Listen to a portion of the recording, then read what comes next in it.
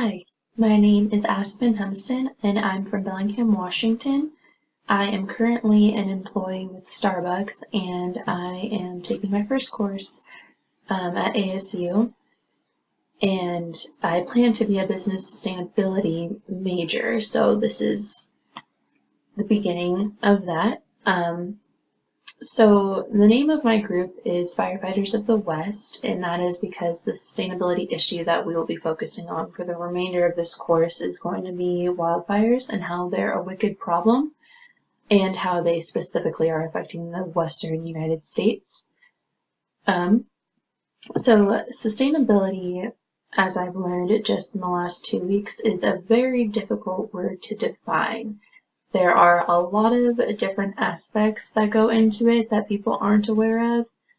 And just within the 2 weeks that I've been in this course, I think that, and for all of my group members, our opinion of what this word means has certainly evolved. So we believe that sustainability is the ability and capacity to endure regardless of external or internal influences. The 3 pillars of sustainability consist of environment, economy, and society. And the combination of these 3 groups will increase the level of sustainability. However, it has proven difficult to effectively combine all 3 pillars to create one cohesive, sustainable plan. In other words, it's a wicked problem. And in my eyes, I see sustainability as the ability to live within the means of our natural resources.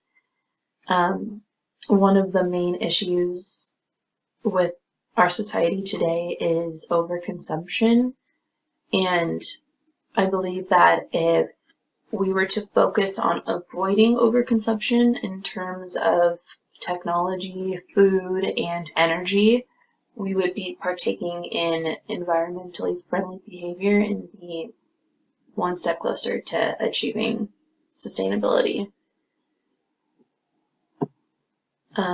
So I think that the reason each of my group members chose this topic is similar to mine, and that would be that it's a phenomenon that is very close to home.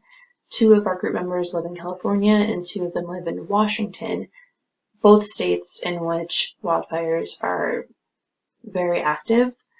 And I have personally spoken to people who live in Spokane, Washington, which is the eastern section, who have had their homes destroyed and know people who have had their land destroyed and taken from them because of this phenomenon. And it's a problem I believe is very overlooked, and when it doesn't happen to you, you don't see how urgent it is. And I'm interested in learning more about this so that I can inform people of how important it is and how much it affects people's lives. And yeah, so thank you, and the rest of my group will continue. Hi there, my name is Matthew Gates, and I'll be presenting a little bit about ideas for making sure that we as a group are all contributing equally to our projects, to our assignments, that we're coming at it as a team and not leaving people behind or having individuals then choosing to contribute less and thus putting strain on the others in the group. And this essentially we break down kind of into 2 or 3 general areas. So the first being that we would rotate responsibilities, rotate roles and leadership and such. The second being that we would ensure that lines of communication are kept open, we stay in constant contact, and also kind of an ancillary thing to all this, making sure that we talk about what it is that we would do if we see someone not contributing, knowing what will happen in that eventuality.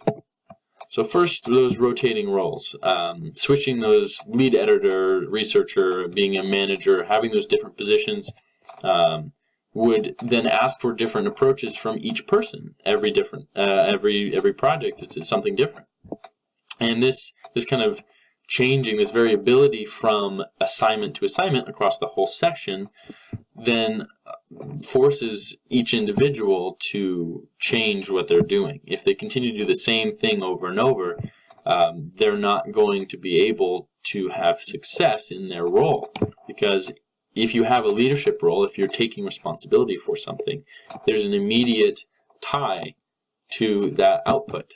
If you're the researcher and the research isn't that great, or you're the editor or you're the manager, and those responsibilities you have end up not being subpar or virtually non-existent, those can be traced then back to you because you hold that title for the project.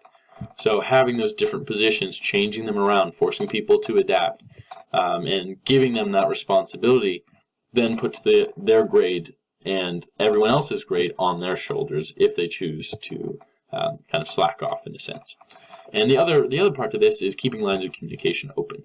So using, as we'll talk about later, text, group texts, and emails and all that sort of thing to stay in constant contact. And I think that the important thing is staying in contact. So if someone's having issues, if someone's having a problem with due dates or in life in general, communicating that to your group members, knowing where they're at, having those options for communication, having those lines of communication stay open is extremely important for keeping everyone on the same page and making sure you don't leave someone behind or you don't allow someone to kind of slip through the cracks. And in addition to this, perhaps not as important as the other two, but just making sure you discuss kind of guidelines. If we do see someone kind of slacking off, someone not doing their job, how would we go about that? Well, we would first just talk to them, just say, hey, this is what we see. Knowing that that's coming, perhaps would then allow people perhaps not to get as upset. But essentially, just keeping communication clear, just planning ahead for the future, and keeping that variability going would allow people to just kind of keep people to keep moving and not allow them to kind of fall back. Hi, I'm Rebecca Guillen. I live in San Diego, California. I am very passionate about sustainability. It's what I'm majoring in. In this class, I am in a group researching wildfires, and the reason I'm interested in wildfires is because I have personally experienced one living here in Southern California. Even though I have experienced the tragedies of wildfires, I don't actually know much about them. My part of the video, I will be going over when and how our group will meet regularly to complete assignments. One struggle of being in a group where everyone is in a different city or state is being able to collaborate our schedules and actually meet to discuss the project. Luckily, everyone in my group is in the same time zone, so collaborating our schedules and discussing project thoughts and ideas makes utilizing technology much easier. So using technologies such as email, texting, and video chat are being used to discuss who will be covering which parts of each assignment and just staying in constant communication to make sure that each person is doing their part. One way we can technically meet all together at the same time is in a video chat or a meeting chat room. This is great for multiple people talking together at the same time for a more clear method of communication. The only downfall is having schedule conflicts preventing anyone in the group from being present during these meetings. The methods we use most are text and email. Text for quick response communication, and email for more in-depth thoughts and responses.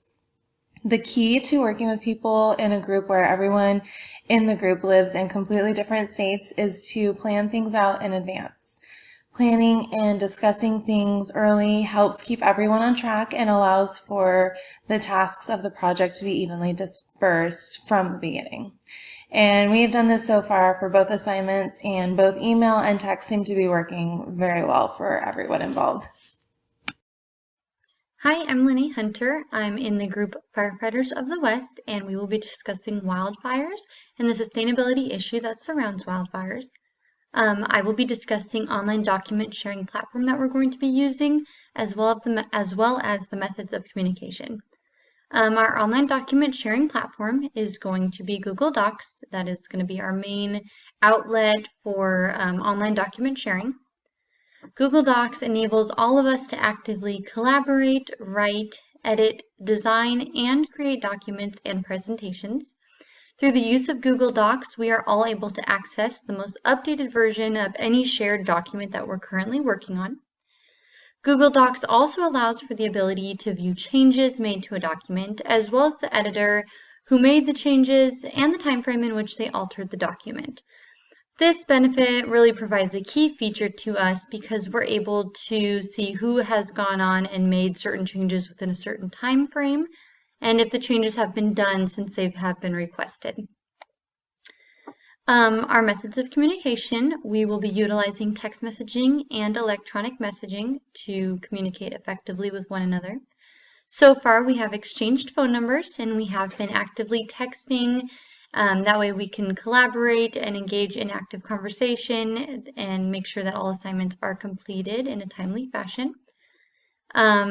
For text messaging, it does seem to be the most effective mode of communication in terms of assigning roles, assigning tasks, quick informational updates if we need to quickly let one another know that something has been done. That way we can all be on the same page. Emails have been shown to be more effective for us as far as sharing files and larger amounts of information. This is a good tool if we've uploaded a document or if we have more information, more bullet point information that needs to be reviewed.